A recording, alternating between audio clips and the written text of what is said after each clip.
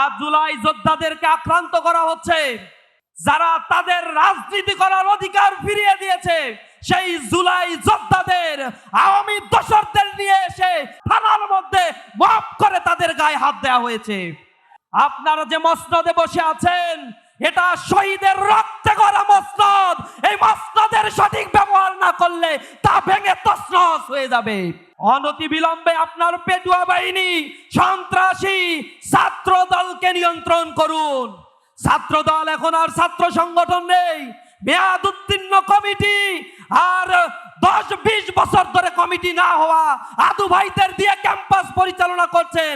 ক্যাম্পাসকে আপনারা রক্তাক্ত করে তুলছেন। আমরা বলতে চাই ফ্যাসিবাদ হচ্ছে ক্যান্সার সদৃশ একটা রোগ। এই রোগ যাকে পেয়ে বসে প্রথমে সে বুঝতে পারে না, যখন লাস্ট স্টেজে পৌঁছে যায় তখন তার আর কিছু করার থাকে না। কেমোথেরাপি দিয়েও তাকে কেউ বাঁচাতে পারে না। আমরা আমাদের ভাইদেরকে বলে দিয়েছি বইছে বাতাস বৈরি, তৈরি থেকে তৈরি, একটি ডাকে নামতে হবে মাঠে, আবার তুমুল ঘামতে হবে মাঠে। শত্রু আজবন্য সুযোগ খুঁজে হন্য, খামছে ধরে কখন সবুজ লাল, দূর আকাশে উঠছে শকুন পাল, খামছে ধরে কখন সবুজ লাল। আমরা রাস্তায় নামার জন্য প্রস্তুত আছি, অপেক্ষা করছি তোমাদের শুধরানোর। শুধরে যদি না যাও তাহলে পরিণতির অপেক্ষা করো। শপথ নিয়েছে যারা, জীবনের কোনো প্রাপ্তি হারিয়ে ব্যথিত নয়কো তারা। জুলাই শহীদ পরিবার ও জুলাইয়ে আহত পঙ্গুত্ব বরণকারীদের নিয়ে আজকের ঐতিহাসিক সোহরাওয়ার্দী উদ্যানে মানবতার মুক্তির আন্দোলন বাংলাদেশ জামাত ইসলামীর উদ্যোগে আয়োজিত সুবিশাল এই সমাবেশে প্রধান অতিথি হিসেবে আমাদের মাঝে উপস্থিত হয়েছেন মানবতার মুক্তির আন্দোলন বাংলাদেশ জামাত ইসলামীর সংগ্রামী আমির, জাতীয় সংসদের সম্মানিত বিরোধী দলীয় নেতা ডক্টর শফিকুর রহমান সহ অন্যান্য জাতীয় নেতৃবৃন্দ, প্রিয় সাংবাদিক বন্ধুগণ, আজকের সংগ্রামী উপস্থিতি, আসসালামু আলাইকুম ওয়া রাহমাতুল্লাহি ওয়া বারাকাতুহু।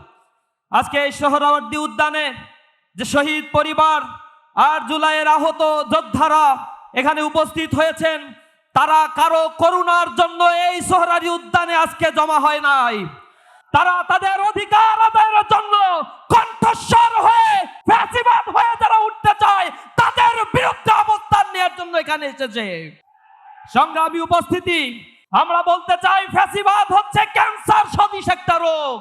এই রোগ যাকে পেয়ে বসে প্রথমে সে বুঝতে পারে না, যখন লাস্ট স্টেজে পৌঁছে যায় তখন তার আর কিছু করার থাকে না।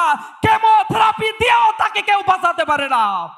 আজকে যারা ফ্যাসিবাদ হয়ে উঠতে চাচ্ছেন, গণভোটকে অস্বীকার করছেন, মানবাধিকার কমিশনের অধ্যাদেশকে বাতিল করার মতো দুঃসাহস দেখিয়েছেন, গুম খুন অধ্যাদেশকে বাতিল করার জন্য পায়তারা করেছেন, ব্যাংক রেজুলেশন অধ্যাদেশ মডিফাই করে ফ্যাসিবাদের দালালদেরকে পুনর্বাসন করার চেষ্টা করেছেন, তাদের পরিণতি ঠিক আওয়ামী ফ্যাসিবাদের মতোই হবে। আজ জুলাই যোদ্ধাদেরকে আক্রান্ত করা হচ্ছে। আমরা দেখেছি ঢাকা বিশ্ববিদ্যালয়ে, সেখানে জুলাইয়ের যারা সম্মুখে সারিতে থেকে নেতৃত্ব দিয়েছে, যারা তাদের রাজনীতি করার অধিকার ফিরিয়ে দিয়েছে সেই জুলাই যোদ্ধাদের আওয়ামী দোসরদের নিয়ে এসে শাহবাগ থানার মধ্যে মাফ করে তাদের গায়ে হাত দেওয়া হয়েছে। প্রতিটি শিক্ষাঙ্গনকে তারা উত্তপ্ত করে তুলছে। চিটাগাং সিটি কলেজে আমাদের জুলাই যোদ্ধা ভাইদের উপরে আঘাত করা হয়েছে। পায়ের উপরে আঘাত করে তাদের পা দ্বিখণ্ডিত করার মতো দুঃসাহস তারা দেখিয়েছে। আমরা ধৈর্য ধারণ করছি। আমরা বলতে চাই আপনারা যে মসনদে বসে আছেন এটা শহীদের রক্তে করা মসনদ। এই মসনদের সঠিক ব্যবহার না করলে তা ভেঙে তছনছ হয়ে যাবে। অনতি বিলম্বে আপনার পেটুয়া বাহিনী সন্ত্রাসী ছাত্র দলকে নিয়ন্ত্রণ করুন। ছাত্র দল এখন আর ছাত্র সংগঠন নেই, মেয়াদ উত্তীর্ণ কমিটি আর 10-20 বছর ধরে কমিটি না হওয়া আদু ভাইদের দিয়ে ক্যাম্পাস পরিচালনা করছেন। ক্যাম্পাসকে আপনারা রক্তাক্ত করে তুলছেন। আপনারা হয়ে গিয়েছেন এখন ক্রিস কোদাল চাপাতি বাহিনীতে পরিণত হয়েছেন। এই ছাত্র সংগঠনকে কাজে লাগিয়ে পুরো বাংলাদেশকে উত্তপ্ত করার চেষ্টা করেছিল ছাত্রলীগ।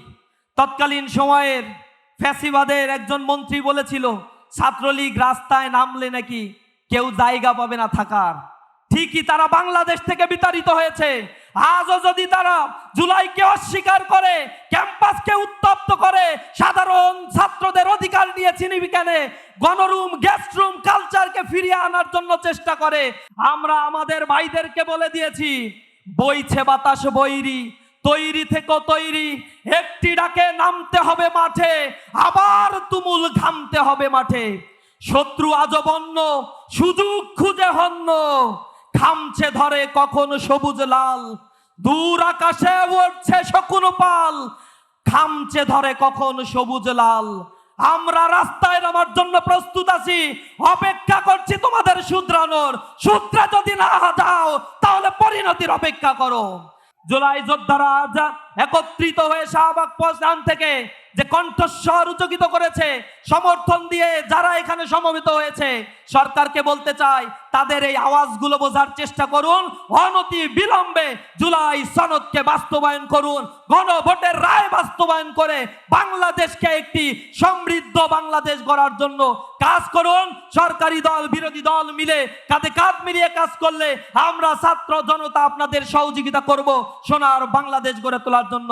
সকলকে সেই বাংলাদেশ গড়ার স্বপ্ন দেখার জন্য উদাত্ত আহ্বান জানিয়ে আমার কথা শেষ করছি। আসসালামু আলাইকুম ওয়া রাহমাতুল্লাহি ওয়া বারাকাতুহু।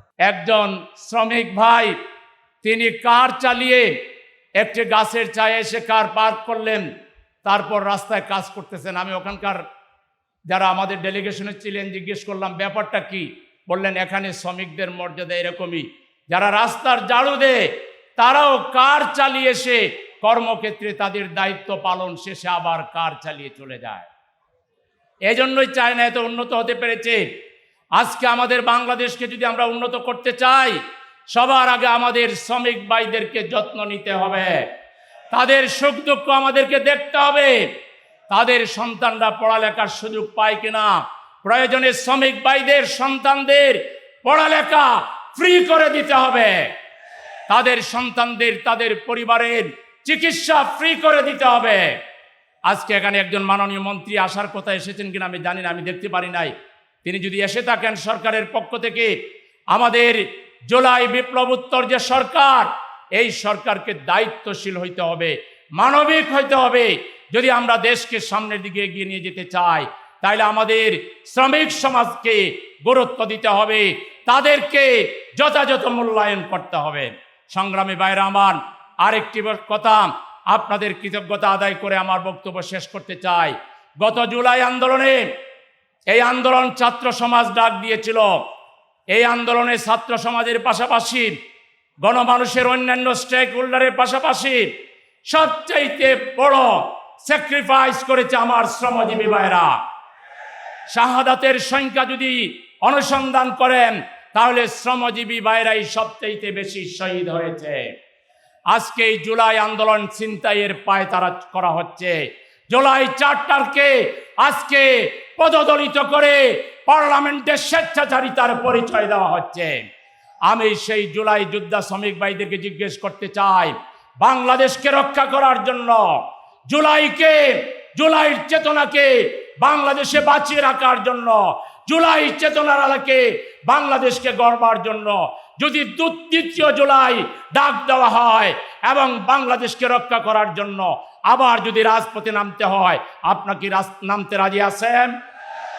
সবাইকে প্রস্তুত থাকার উদাত্ত আহ্বান জানিয়ে আমরা সরকারকে বলতে চাই, আপনারা নিজেরাও জুলাই সনদের বাস্তবায়নের পক্ষে হা বুটে ভোট দিতে বলেছেন।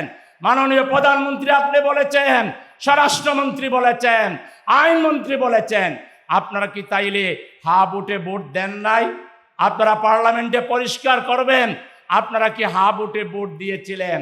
যদি দিয়ে থাকেন তাইলে এই দ্বিচারিতা কেন গুরুত্বপূর্ণ অধ্যাদেশগুলোকে ইনএফেক্টিভ করে শুধু দায় সারাগুসের যেগুলোর কোনো কার্যকরী ভ্যালু নাই সেগুলো পাশ করিয়ে নিয়ে জাতিকে ধোঁকা দেওয়ার চেষ্টা করছেন?